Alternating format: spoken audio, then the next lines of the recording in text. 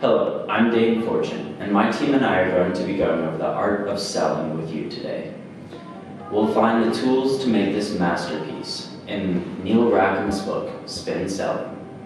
The information we will be going over today covers the 4 stages of selling: preliminaries, investigating, demonstrating capability, and obtaining commitment, as well as the spin sequence of questions: situation, problem solving, implication, and need payoff questions. By evaluating common mistakes and developing the right way to sell, we are sure that you will leave this presentation with a deeper insight on how to make your next sale.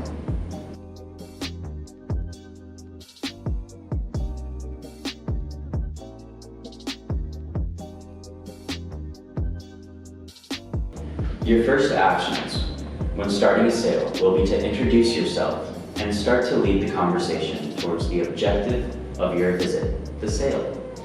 This is what is called the preliminary section of the 4 stages of selling. It should be noted that Rackham emphasizes that while this is an important part of the sale, most high-end clientele prefer to keep this part brief.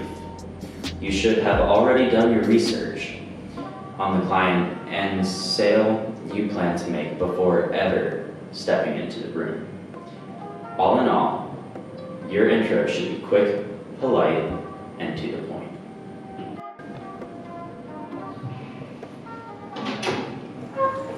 Hey Chandler, I'm Olivia. Nice to meet you. Nice to meet you, Olivia. How are you doing today? I'm good. How about I'm yourself? doing great. I came to talk to you about our new Mark 8 pen. Oh, wow. Awesome. In the investigation portion of the 4 stages of the sales call, you want to ask questions with the intent of furthering your sales case. While some of these may be on the spot to fill in possible knowledge holes you have, most should have been thought out beforehand. This enables you to guide the conversation along a favorable track as you already have prepared for possible responses. Note that you do not immediately start with features, as this will lead the buyer to question you instead of the other way around, or even worse, can make him or her jump to the cost of the object of the sale without having given you time to cement the need for the sale in their head.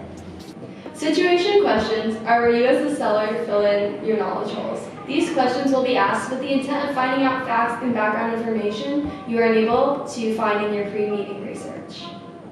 So, are you left-handed or right-handed? I'm left-handed. I see. Do you find yourself writing by hand often? Well, yes, but mostly for my personal reminders and my office staff. Okay, so tell me how many people work in your office currently? About 100. Okay. Okay. Now that Olivia has full view of the situation, she will proceed by asking problem questions. These explore issues and dissatisfactions that the customer is most likely experiencing. By asking these questions, the seller develops an issue in the customer's mind and indicates the direction that the conversation should lead next. This area spin is often neglected, but in actuality is the key to success of the sale. With all that writing do you find your hands sore or hurting or like cramping up ever? Come to think of it, yes. Usually a few times a day. I'll have to stop it for a bit and massage my hands. Oh my gosh, well that's not good. If this is happening to you, do you think this could be happening to your employees as well? Possibly. Now we pass from the investigating stage of the sales call to the demonstrating capability stage. It is in this stage that the seller will convince the buyer that his or her product can fill the need of the customer. This is done by implementing the 3rd and 4th step of the spin cycle by using implication questions and need payoff questions. Implication questions are more complex questions designed to make the buyer explore just how serious his or her need for the product being sold is. This is done by asking questions that will emphasize the buyer's current problem. So do you believe that having to stop your work repeatedly throughout the day affects your work productivity? Yes, but only by a few minutes a day. Okay, so if your productivity is being reduced by breaks because of your current pens, is it likely to assume that your employees' productivity is suffering as well? I guess that would be reasonable to assume. Okay. Now you said you had 100 people working in your office. If you were to say everyone took 3 minutes a day to rest from their pens, that's about 5 hours a day of lost productivity. How much do you pay for your employees on average? I never thought about that. And about $15 an hour. Okay, so according to my calculations, $15 an hour, 5 hours a day, and let's say 335 days a year, giving holidays and time off, that's $25,125 every year. Wow!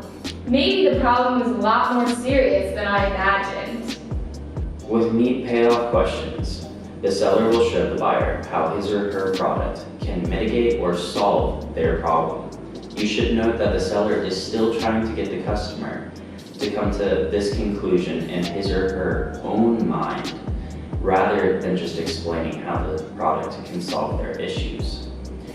This is another part of spin that is very strongly correlated to success. Now, if I told you the Mark 8 pen had an ambidextrous design that was created and proven to reduce the negative effects of hand strain by 75%, where could you be putting that extra $18,850? I would probably put that to use by installing a few more programs we badly need on our computers. And these programs would in turn allow for higher profit margins? Of course. The last section of the sales call process is the obtaining commitment section. This is not always commitment to the purchase, but can be commitment to further negotiation processes, such as meeting with someone higher up in the company or agreeing to see a demonstration. These are called advances and can be expected in high-value sales, as it is often unrealistic to expect a purchase with your first interaction. With this in mind, you should always strive for a purchase if it's reasonably conceivable with your negotiation. A good formula to buy is to summarize the negatives of the current situation, how the product can solve them, and make them a direct offer. To summarize, you and your staff have to take many breaks during the day due to hand stress from bad pens, which results in $25,125 of loss annually. With the Mark 8 pen, you can save roughly $19,000 a year, which in turn can be invested to dearly needed programs that would boost your profits.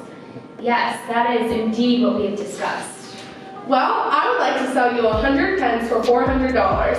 This year, that would net you about $18,500 alone, not to mention additional profits you'd make from reinvesting that.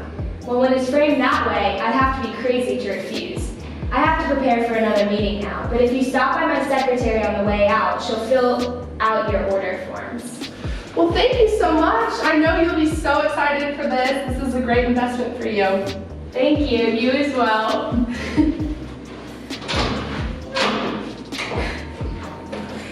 And that's what a good sale looks like. Now that you are ready to use the spin selling method and know about the 4 stages of the sales call, we know you'll be selling at your best. Thank you for watching and have a good day.